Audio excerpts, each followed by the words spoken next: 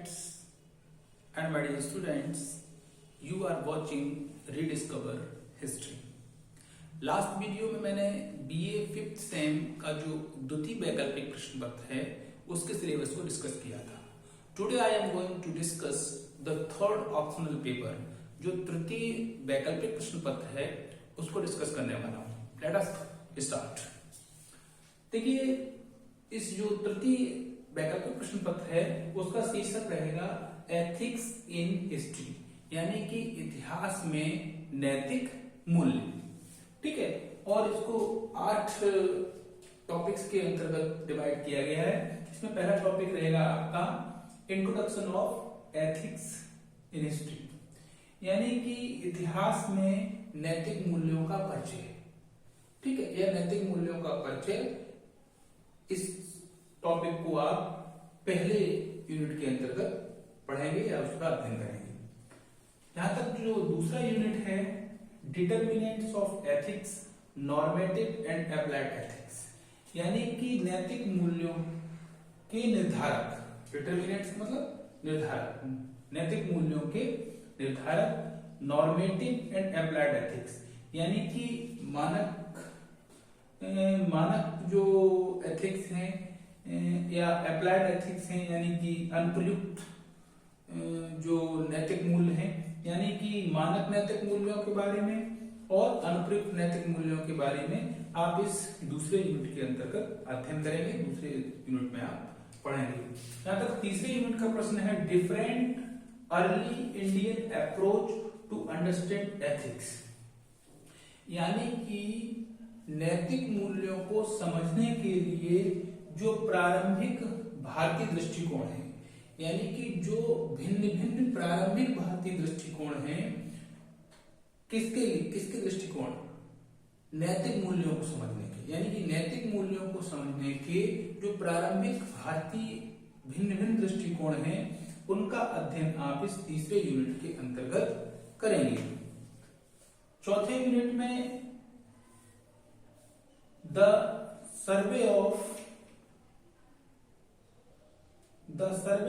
Early Indian ethics, study of Veda and Gita. ठीक है, इसमें आप जो है वो प्रारंभिक भारतीय नैतिक मूल्य जो हैं उनका सर्वे करेंगे. ठीक है, और study of Veda and Gita, Gita और वेद का अध्ययन करेंगे. धर्म एंड रीजनैलिटी, धर्म और तर्क संगतता, इस 5वें यूनिट के अंतर्गत आप धर्म और तर्क संगतता के बारे में अध्ययन करेंगे. छठे यूनिट में द भक्ति मूवमेंट, छठे यूनिट के अंतर्गत आप जो भक्ति मूवमेंट है उसके जो विभिन्न सेंट्स हुए, चाहे वो दयानंद सरस्वती हो, शंकराचार्य हो, विवेकानंद जी हो, ठीक है, गुरु नानक जी हो, ठीक है, कबीर, रैदास, यानी कि भक्ति मूवमेंट के जो प्रमुख सेंट्स थे उन सभी का अध्ययन आप इस यूनिट के अंतर्गत करेंगे. 7वें यूनिट में ideas and ethical philosophy of Aurobindo, यानी कि अरविंदो घोष का जो उनके जो विचार थे और जो उनकी एथिकल फिलॉसफी थी, नैतिक मूल्यों का जो उनका दर्शन था, ठीक है, उसका अध्ययन आप इस 7वें यूनिट के अंतर्गत करेंगे.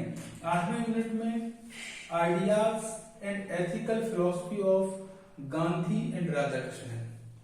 ठीक है, गांधी जी और राधा कृष्णन के विचार व उनके जो नैतिक दर्शन है उसका अध्ययन आप इस 8वें यूनिट के अंतर्गत करेंगे. तो इस प्रकार से इस तीसरे वैकल्पिक प्रश्न पत्र में आप जो है वो इतिहास में जो नैतिक मूल्य हैं उनका अध्ययन इन विभिन्न टॉपिक्स के अंतर्गत करेंगे. जैसा कि आपने देखा, पहले टॉपिक के अंतर्गत आप नैतिक मूल्यों का परिचय, उसका अध्ययन करेंगे. दूसरे टॉपिक के अंतर्गत आप नैतिक मूल्यों के जो निर्धारक तत्व हैं, ठीक है, उसके साथ साथ जो 2 प्रमुख नैतिक मूल्यों के जो नॉर्मेटिव यानी कि मानक और अनुप्रयुक्त नैतिक मूल्य उनका अध्ययन करेंगे.